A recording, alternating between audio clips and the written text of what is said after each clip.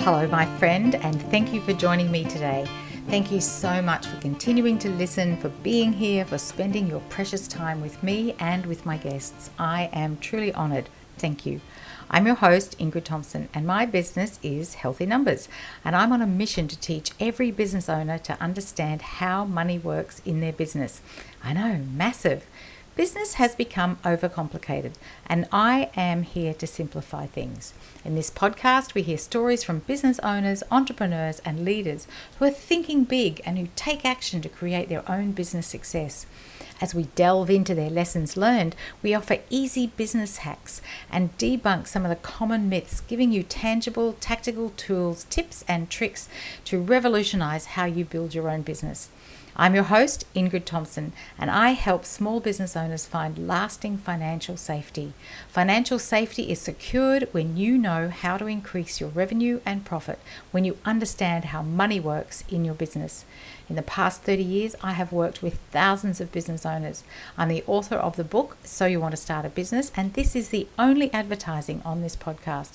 Pretty much every day, someone, somewhere in the world, buys a copy of this book. Isn't that amazing? Head to wherever you buy your books online to order your copy. The podcast is here to inspire, empower, and transform the way we build businesses. There are more than 150 episodes. Cycle back through and listen to some of the terrific interviews with a wide range of business owners. Some episodes are me giving you some of my best material. We hope you'll find this a lively and thought-provoking podcast. When we pursue business and entrepreneurship based on core values and deepest integrity, and at the same time build financially successful business, we live a richer, fuller life. Today we meet someone who is living a rich, full life. We meet the terrific Michael J. He started his own yoga studio 18 years ago. He sold it, and now he runs a hybrid business absolutely focused on all things yoga. He teaches yoga, he's a business consultant, he's a business coach, and he works with yoga business owners. He's here to tell us all about it. Here's what he has to say about money and profit. Profit. Work towards a profit model where I think a lot of us go, just pay myself enough. And I think if you're going to sell a business, and if you want to retire off of that business or have freedom off of that business, you have to have a profit mindset. And nobody's going to buy a business that doesn't make profit. Well, they might, but they might get it really cheap. Indeed, really cheap indeed. There you have it, what he says about a profit mindset. And there's more in this interview about that. Whatever business you are in or whatever business you're thinking about, if you desire freedom, if you want to retire from it, you might want to sell the business sometime in the future, a profit mindset is crucial. Michael talks about a lot in this interview about how he mostly ran his business on gut instinct. And while that might have been okay in the early days and 18 years ago in the yoga industry, it was the introduction of the corporate yoga studios that brought about the massive changes to the industry. And not just the yoga industry, fitness as well as other allied health. Those corporates have made a huge impact to how we run the businesses, how we price, how we relate to our customers and clients. Michael walks us through some of the big changes he made, especially to his pricing strategy and his approach to making changes to pricing that reflects the current state of the market and how he continues to reflect what's going on in the market. Michael can be found on Instagram at YogaBizChamp, and his website is michaeljonline.com. Let's listen to this whole interview right now. Hello, and here we are today with Michael J. Good morning, good afternoon, Michael. Hello, Ingrid. Nice to be here with you. So good to have you here. Now, tell us first, Michael, where in the world are you? I am in Vancouver, British Columbia, Canada. Woohoo! So you're on the other side of the Pacific, and I'm on the Sydney side because it's today and it's yesterday. Through the Commonwealth, yeah, absolutely. But through the Commonwealth thing, we kind of got a connection. The Canadians and Australians, connection. Yeah, indeed. And in fact, Canada was the other option. Like when my parents were immigrating from the UK, people went to Canada or people came to Australia. And we, of course, came to Australia, as you can tell. Okay, so Michael, tell us, what business are you in? What's your business?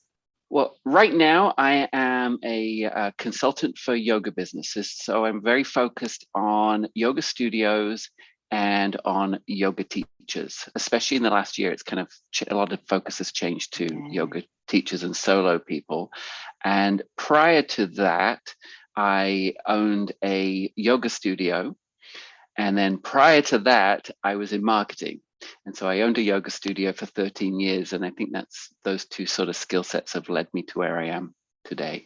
It beautifully does. And it's the yoga studio that you ran that we are going to talk about today. So you started this yoga studio. So what sort of yoga studio was it? When did you start it? And why did you get started with the yoga studio? It was, that was a lot of questions there. So when I'd say about 18 years ago, I had the studio for 13 years. Prior to that, I was a designer, and I was worked for Norco Bicycles as the art director. And then I had my own design company for quite a long time as well. So I started the yoga studio, it was about 18 years ago, I would say. And it was because I was practicing yoga heavily. I actually, it's a long story, but I took yoga with my mum. I had a hippie mum, and I took yoga as a kid with her and left it for many years, then went to a retreat center. And it was this instant, and it was with my mum again. And it was this instant connection back to the practice. It was like, wow, I got to get me some more of this. I went looking for a teacher, tried a lot of things, and ended up finding an amazing teacher that opened a studio 1 block from my house. This was in a small town outside of Vancouver. So it's kind of meant to be. And I started practicing there. It was Ashtanga yoga at the time. And I just got really, really into it. And I had a fear of public speaking, a lifetime fear of public speaking. So I had no intention of being a teacher. But I was so passionately into this that I asked my teacher way too many questions. And so one day she's like, Michael, just take the teacher training, not to be a teacher, but just to shut you up. Like, just please take a teacher training so that you get all your questions answered. So I did it. I went with that intention of just deepening my practice. No intention of, I had my own business, no intention of opening a studio or teaching. And then I got hooked, as we all do. And it's a common story, and got hooked. And then I apprenticed under her for a year and then taught for her. That was the most grueling apprenticeship ever. She was tough on me, but made me into, I think, a great teacher. And she closed down. And when she closed down, we were all out of yoga work. I still had my other company. And her landlord came to me and said, would you be interested in the space? We can't rent it out because it's a big open space and most people are looking for offices. And so I took on the space. It was just kind of it just happened, and then built it very, very quickly, and then moved to another studio space within 6 months. So in 6 months, I renovated 2 studios. Wow, that's quite a journey. And, I think what's so lovely, anyone listening who's been on the yoga journey knows what that feels like. And, I can put my hand up right there as well, because my mum took me to yoga when I was little. And I remember thinking that the yoga instructor was a really old person. I'm sure she was only 30. I'm sure she wasn't a really old person, but to me at, 6 or 7 years of age, it seemed like she was really old. And then I had a big gap as well and came back to yoga as an adult, and the body just remembers it. And it says, this is something that we need to do. That's lovely. Actually, I have the same experience with the Messiah. I don't know if you know the piece of music, the Messiah, that's played at Easter and Christmas. We were dragged to the church every year to listen to that, and we sat and squirmed around. And as an adult, I came back to it, and I in fact loved it so much I sang in the choir for a couple of years. So it's wonderful what gets sort of embedded into ourselves as young people, and then we come back to these things as adults with the body just says thank you. It loves it. It was a strong feeling of I've got to get more of this. I need more of this, and it was a search for the right teacher then. Yes. Yeah. So you opened this studio and Mm-hmm. you've been running this other business. So you've got some business skills, because we're here to talk about the Yeah. business side, not the Yeah. yoga side Yeah. so much. Yeah. Let's focus on the business. Yeah. So you accidentally start a yoga business, but what did you want from the business at the beginning? Why, when the man said, do you want the space? And you said yes, what was it you wanted at that point? Why did you start a yoga business? I think it was a community and a home for us that were interested in yoga. And I don't think I wanted to lose that. And so, for the first year, I ran a yoga studio and my business. And I've done that multiple times. Every time I've started a new business, I've always done an overlap. Yes. So I actually sort of funded my new business with my old business. So would it be fair to say, sorry, go on. There's a natural time where the old business started interfering with the new business. And then it was just clear. It's like, okay, that's the time to let that part go. And I gave my clients to another design firm and fully jumped in. Yeah. So would it be fair to say that the design was business and this was a yoga studio? So you maybe didn't really think about it as a business at the beginning, because I wonder if that's what happens with a lot of people. Yeah. I think it's what I work with yoga businesses every day now. And what I see is right at the beginning for most yoga people, they don't go into it for a business. And I don't think I did at that time, even though I was naturally good at business, and the marketing absolutely helped me with that business. It really, really did. But most yoga teachers get into it because they want to serve. Yeah. And so that's where it starts. And so that's where my business comes in, is because most yoga teachers don't have a business brain. I'm not saying all, but it's a very common thing. Yeah. And of course, it's something that can be taught. And that's why you and I do what we do, is we teach people about business. And I see that play out with dentists, with physiotherapists, they want to be dentists. And then they realize that they have not just a dental practice, but they have a business as well. So where was the point, and this is my favorite question of the whole interviews really, is where was the point where it went from being a yoga studio to being a business? Was there a thing that happened? Was there a time when you realized it was actually, this is the business? When the bank account started getting a little bit fuller, and it was just, I can't even tell you that. That's kind of it was just a gut feeling. And I think a lot of it also too was when you're hiring people, you've got to pay bills now as well. So there's an incentive there when you have to pay people, and you're accountable for things. And you're accountable. And I think you sort of answered it earlier with that idea that, you realized that the energy shifted from the marketing business to the design business side to this yoga studio, which was taking more time, so you have kind of already sort of said in that sort of gut way that was what really happened. Yeah. Okay, so you started off with the embryonic group, which were the original students from the previous teacher, and you grew this so that there were more and more people. How did you get people in the beginning? And then, because, there would have just been the little club that was going previously. Yeah.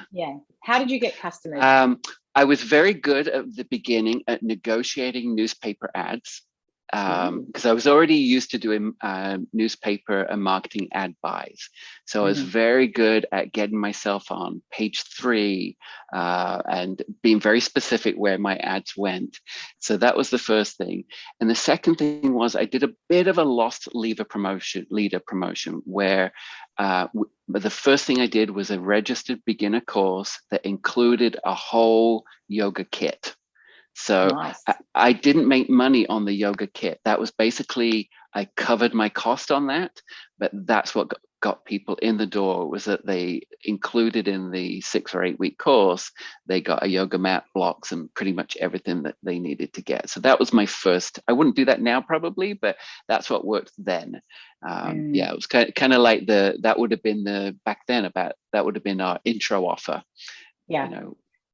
And there's something nice about having everything you need when you turn up, having your blocks and having your mat, having all that equipment. Very nice. Well, 18 years ago, we didn't have the yoga shops and the Lululemons, and they just weren't around. We had one supplier in Vancouver, and this is going to really date me, but the yoga mats used to come on a roll and we used to cut them to size. Oh, wow. Yeah. In fact, just quietly, Michael, you dated yourself by talking about the newspapers. I reckon half the people listening don't even know what a newspaper is. Yeah. So as the studio evolved, did you change marketing was part of your background, but as the studio evolved, how did you know that people wanted yoga? Were you listening? Like, how did you know people wanted what you had, and how did that marketing change over the years? I think, well, first of all, I was lucky that my studio was in a community. So wasn't in big Vancouver. It was on a community in the outskirts of Vancouver. So it was it was a village and town, and very easy to get known in that area. So yeah, I think that's probably one of the best things, was that we grassroots marketing really helped get that out there. Yeah, and perhaps being the only yoga studio in town at that time. Yeah. So the guy says to you, do you want to take this space? And you go, okay, and it's going to cost a certain amount of money. Did you do some calculations? How did you figure out did you think it was going to be viable? What those early days, I'm going to ask a bit more about pricing and funding in a minute, but just those early days, did you do something on the back of an envelope or anything? Nothing. Nothing. I mean, yeah. No, just back then, I think I had very good gut instincts, and I just really felt that business brain and the marketing brain helped with that. But I did not go into it with a plan. It was very different to how I work with people now, because I learned, I every step of the way I learned from mistakes, and I would say that would have been, now knowing that I would have had more of a plan. But no, I was very lucky that my gut instincts helped create growth, but there was zero plan. My initial build outs were IKEA flooring, back when IKEA used to make flooring, IKEA furniture, and it was very minimal, and I was bankrolling that out of my design business. Yes. You've mentioned that the design business, and there might be somebody has an actual job that bankrolls for the first bit, and then gradually people fund. And you did say your intro pack had the kit, the 6 weeks introduction. You covered your costs, so you knew how much that was going to cost, and you covered your costs. So you were doing some kind of calculations.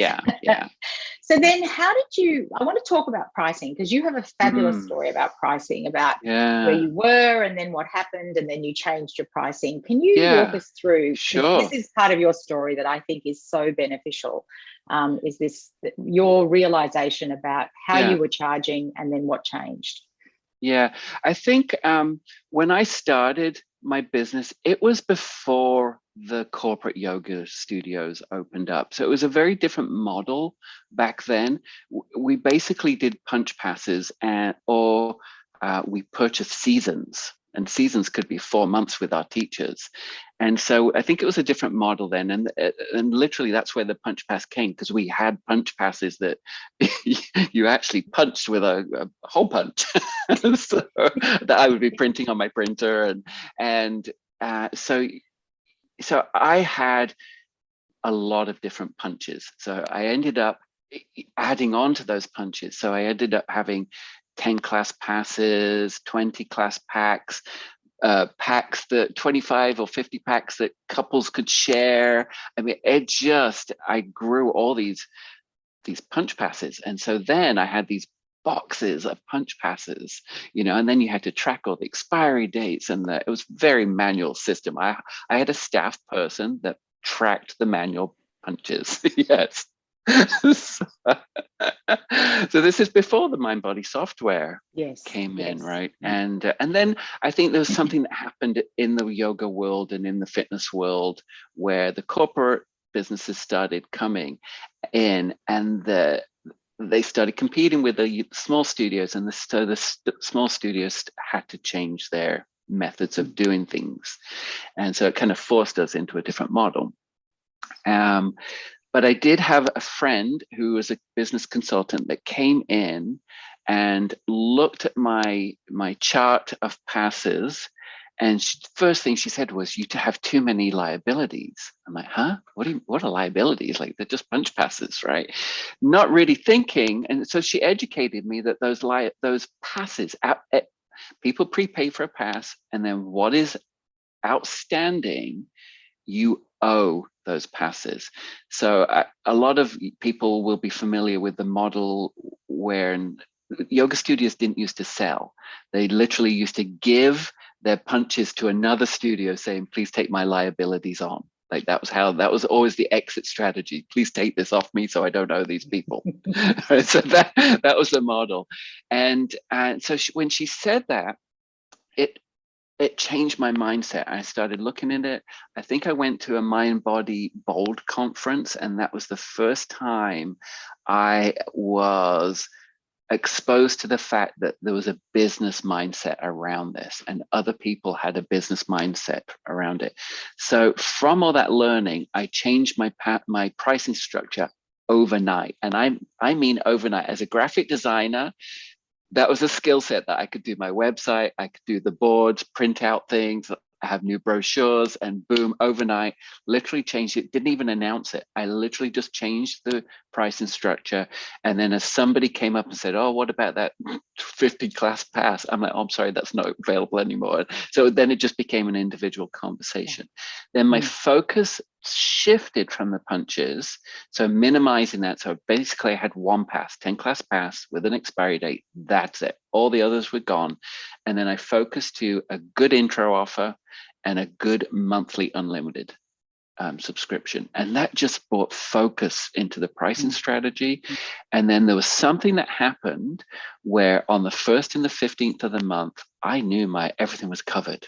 I wasn't scrambling to pay bills, and it was always a month-to-month basis. And then there was just this beautiful thing of automatic payments and automatic credit card payments, and having software that organized everything.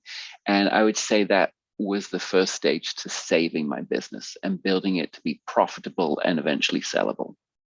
Yeah, it's such a beautiful transition from what was to what it and what is the model for most businesses now? Because as you said, the whole industry has really changed enormously. Well, yeah, I'm changing it back a little bit now.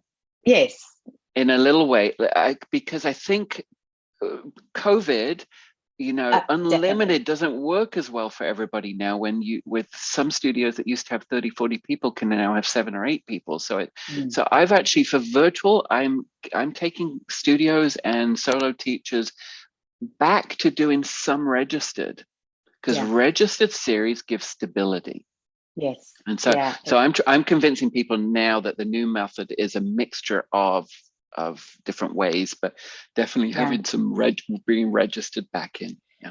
Well, and I think we could have a whole session on pricing, because I feel really strongly about sort of what I call the hairdresser model, or a peak time of day model. When you're going to a restaurant. So if I want to go to one of my favorite local restaurants, if I want to go on a Tuesday night, I can go anytime I want.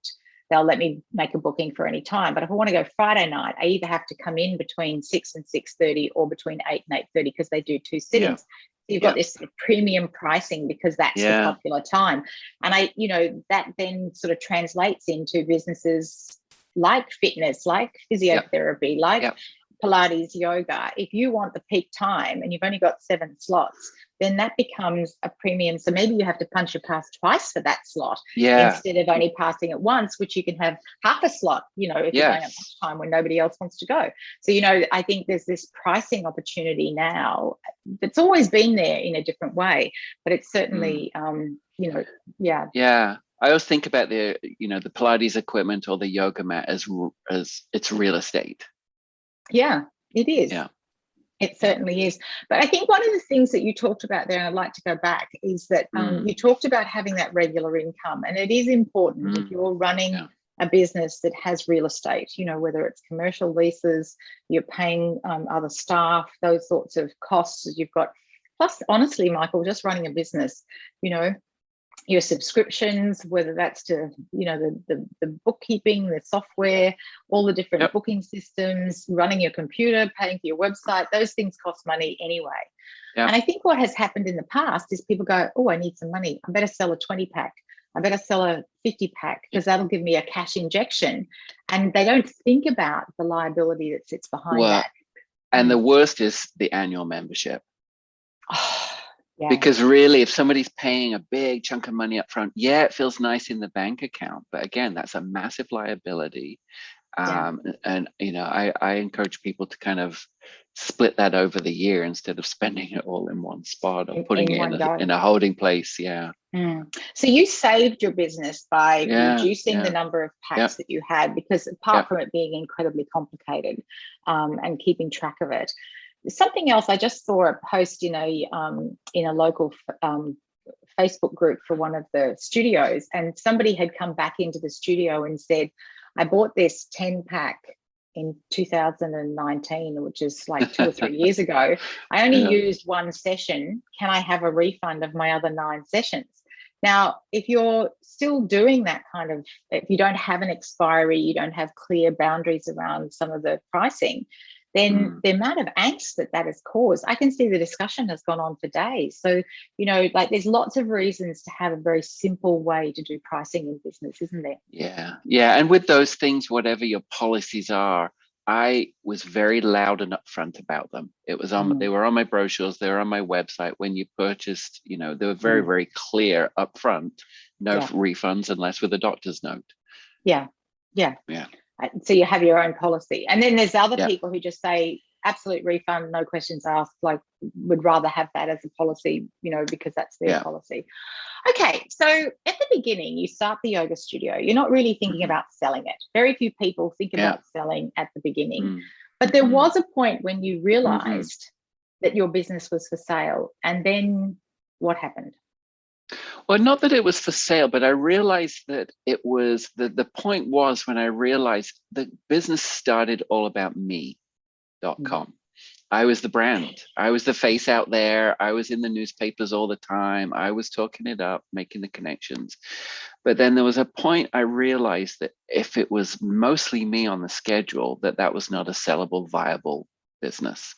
And so there was a point where I shifted my focus to stepping back from some of the classes and focused on empowering my teachers.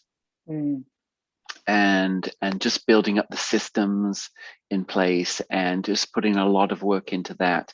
And I think that's when I started realizing that it was a sellable business. I hired 2 consultants during that time. The first one was on the pricing, and then the second one was a very good friend of mine who was my business coach at the time as well.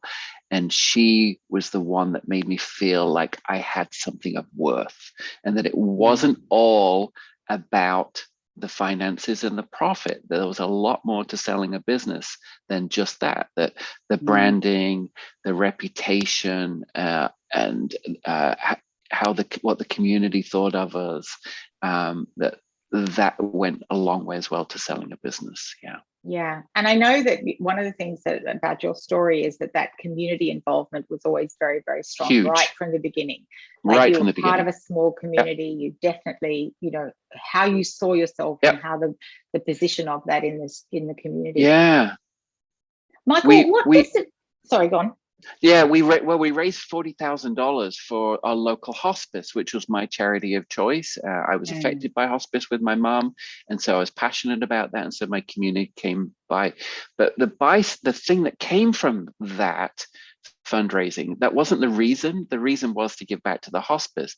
But what happened from that was that we became known as a studio that cared, that created community, that supported community. And so we got a ton of press on that. There's every year, a couple of times a year, there's a big photograph of us holding the giant check up in the newspaper. And yes, back to newspapers, but which would be everywhere it was on huge. social media now, which would be just everywhere. And it was on websites and Yes, of course. Yeah. Let's cycle back to the question, and this is a little bit of a question without notice, but I know you'll be able to answer it.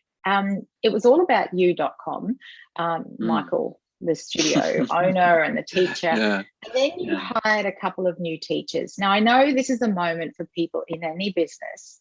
It doesn't have to be yoga. It can be pretty much any business. How do you have the confidence that the people that are going to teach your clients or going to be instructing, interacting with your clients are going to be you.com? Like, how do you yeah. Well, I did have teachers right from the beginning too. Yeah, I did have teachers from the beginning, but it was, I made mistakes hiring people for sure. But when I sat down and wrote my mission and vision and purpose, that helped me also. So putting systems in place, and that helped me create a hiring manual too. And so from that hiring manual or onboarding manual, then when I met with people, it was very clear whether they were a fit to help us stay on the mission, vision, and purpose. And so if they didn't fit into that, they weren't a fit. And so I learned that from making mistakes by hiring the wrong people. And then I had people with me from the day one, 13 years, that never left. So so it's just really making sure that they are on the same wavelength as you.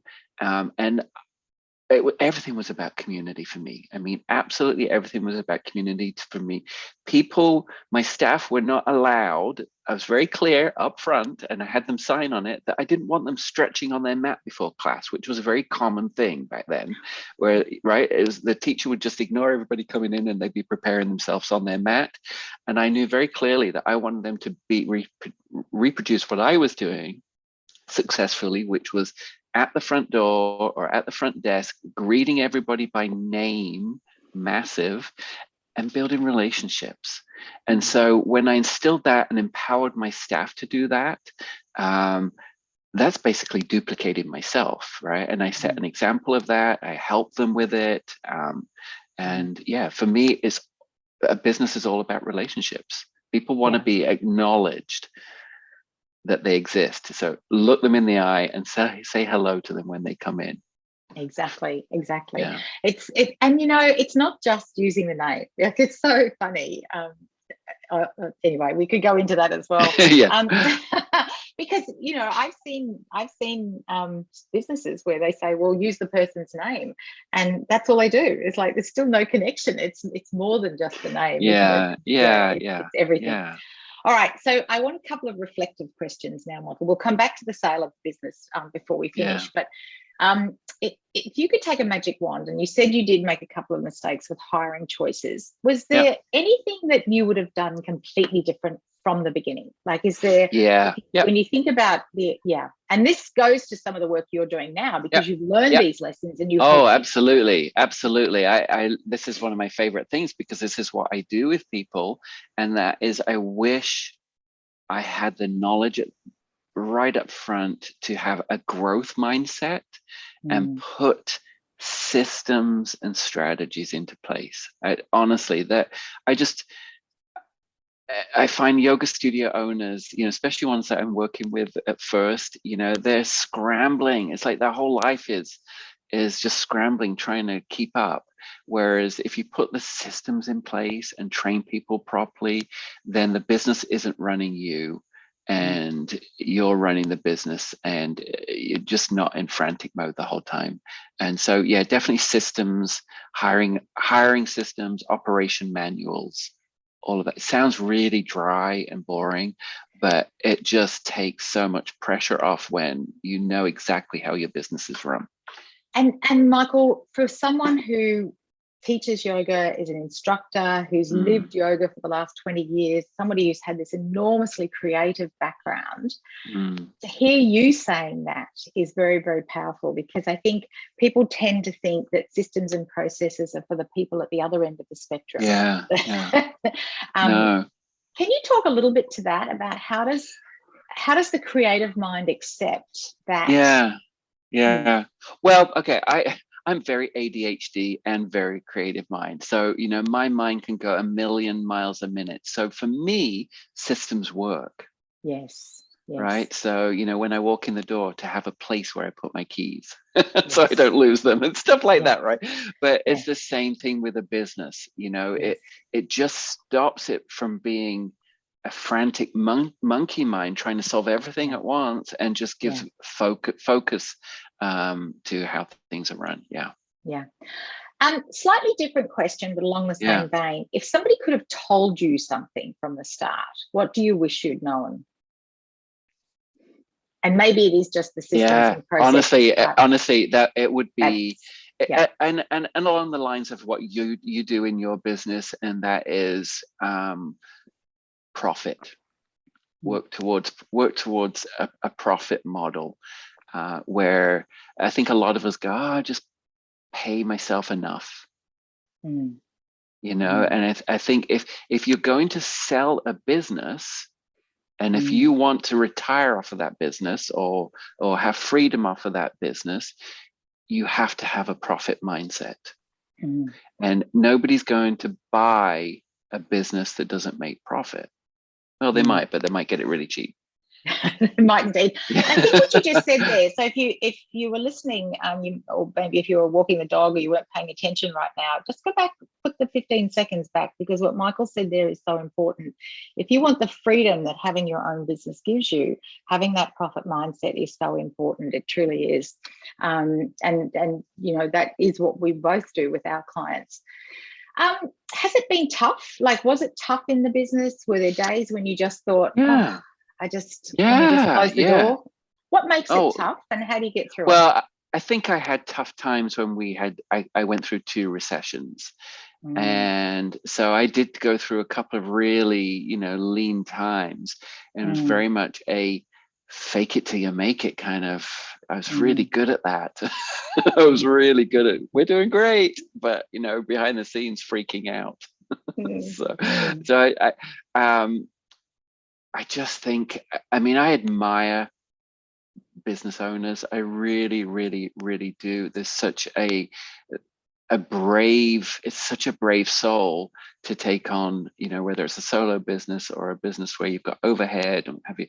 It's a brave person to forge forward through yourself. So, I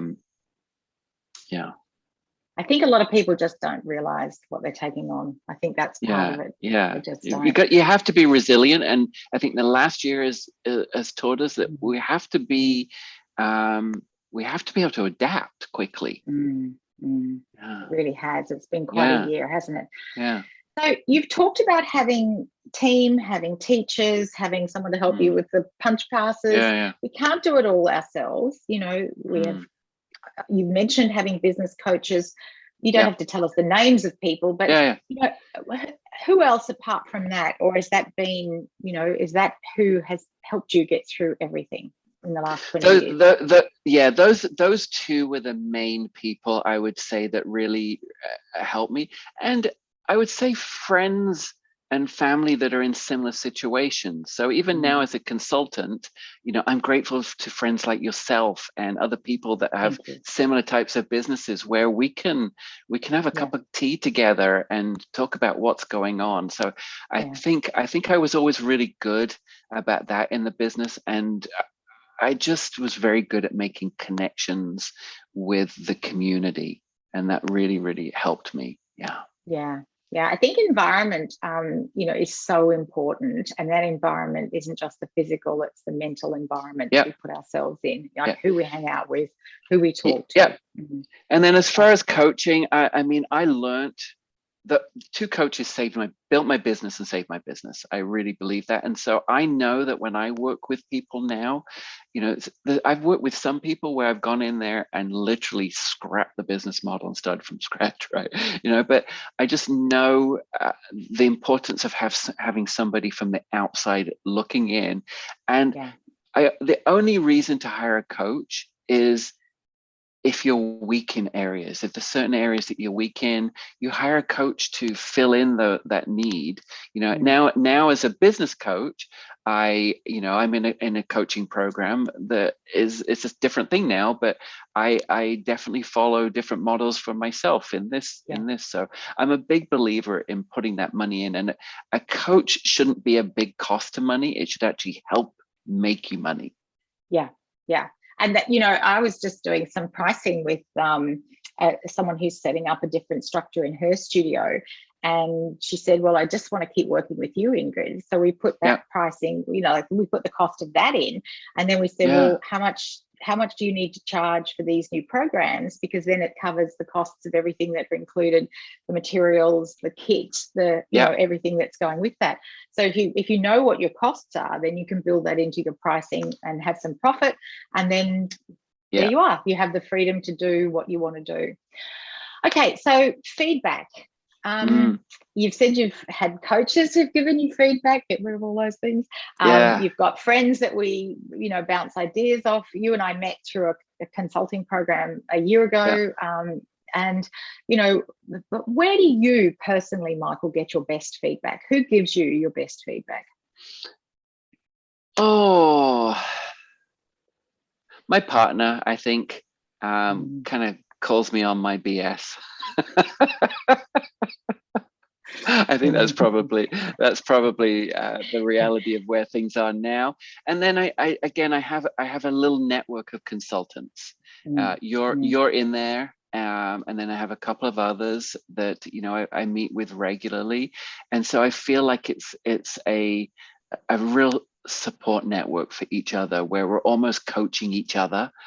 And helping each other but as from the studio perspective, I put a box. I always put a feedback anonymous feedback box at the front, and that came from one instance. This is funny, where I had a note slipped under my door at the studio that said, "We love your studio, but I noticed that there's always dust balls."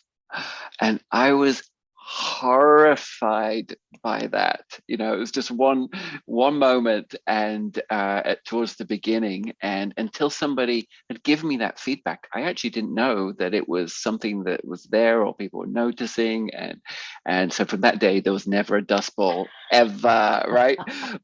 And so from then on, I put an anonymous, because I realized the importance of that. And you have to be resilient. You have to be okay with not hearing things that are not comfortable to hear.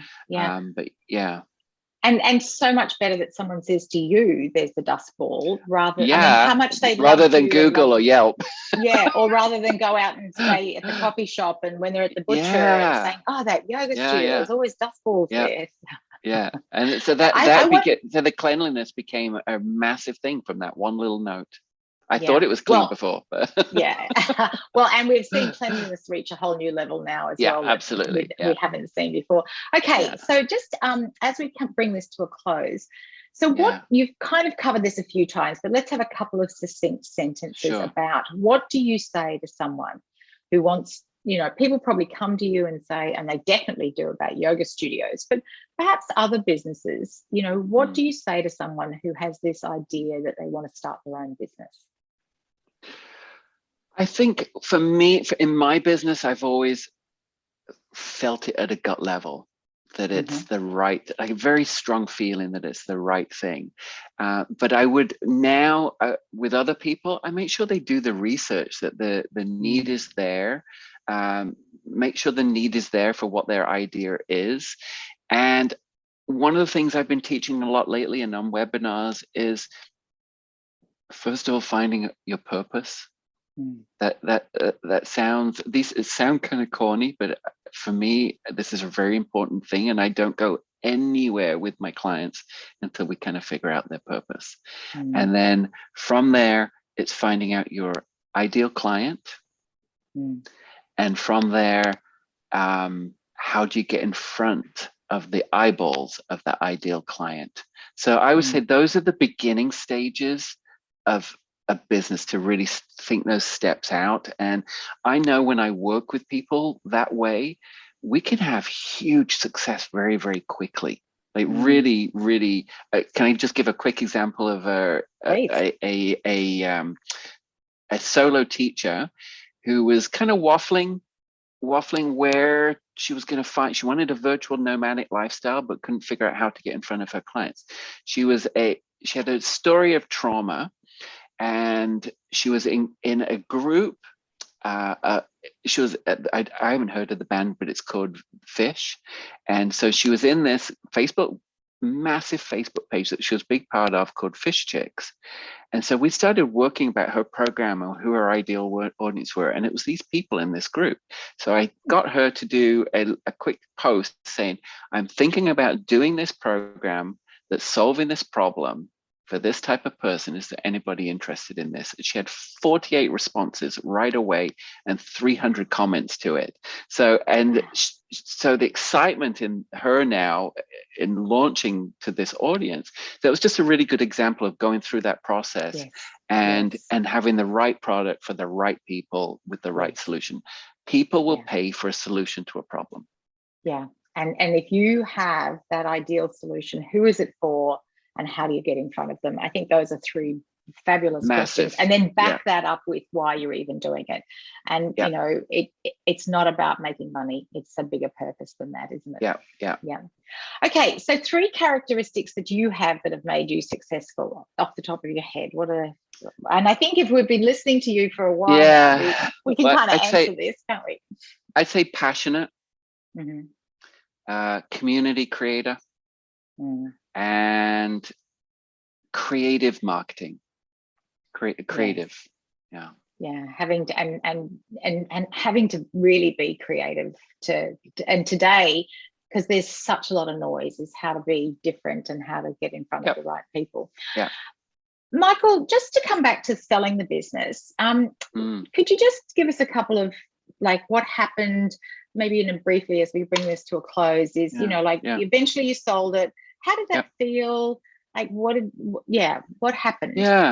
Well, prior to selling, I had a couple of people want to buy it, but they'd come in and said, one said, I'm non-denominational, so the Buddha would have to go. And I was like, oh, the students are going to hate you. So that I didn't sell because of that reason. But then I ended up selling. I had a lot of my own life changes, and then I ended up selling to one of my teachers. And he knew I was wanting to leave the area, and he didn't want to lose the community. And so so the beautiful thing about that is that 4 years on, I sold it 4 years ago, over 4 years ago now, I still teach there. And so I mentored him.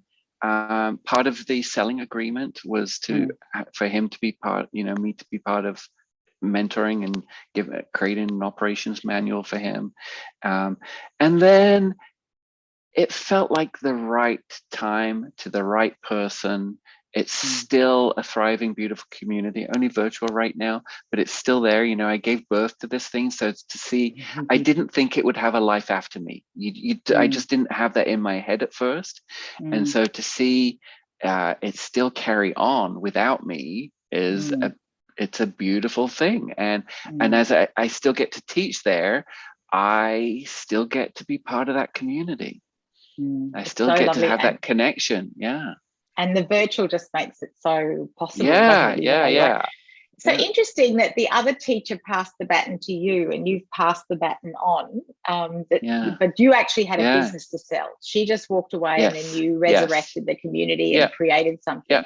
And then you passed that on to someone else.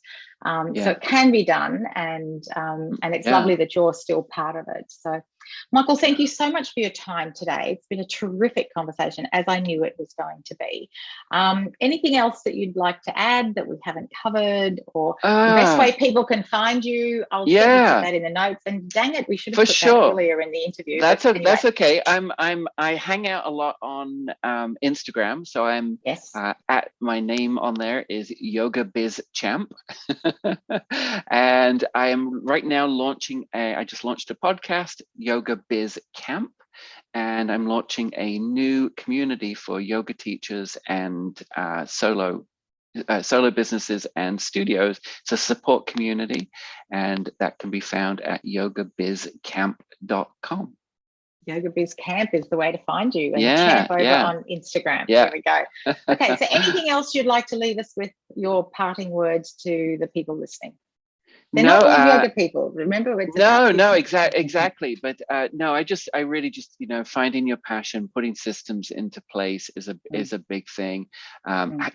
Hiring the support when you need it, and to think about your exit strategy at the end, and also make sure you work with Ingrid and buy her book. And multiple people of my clients have purchased your book. My studio client from Toronto told me she bought 3 copies last week. Isn't that just so fantastic? Yeah. It's so funny. Somewhere in the world, pretty much every day, somebody buys a copy of the book. It's just fantastic. So and I think that's a great idea, Michael. Thank you. If anybody wants to buy a book for someone else, then So You Want to Start a Business is over there on wherever you buy your business books. So head to Yoga Biz Camp. Thanks so much for your time today, Michael. It has been delightful. Thank you, Ingrid. Thanks, Michael, for such a terrific conversation and for sharing so openly and honestly about your business journey, mistakes and lessons and all. I'm not going to add much more here, as I already had quite a bit to contribute all the way through that conversation. Michael and I have known each other for some time, and I have enormous regard and respect for his intellect and his intelligence and his business nous. I love the way these conversations really are morphing into more of a conversation than a straight interview. And I trust you found it interesting, insightful, and helpful as you build your business, whatever stage your business is currently at, whether you're getting started or whether you're in those crucial early years, or you have been in business for quite some time like Michael himself. As I always like to ask at this point, what action are you inspired to take today? Please share this episode with a friend or a colleague, whether they're in yoga or pretty much any other business, especially a wellbeing, a fitness, a health-related business. Till the next time, thank you so much for listening.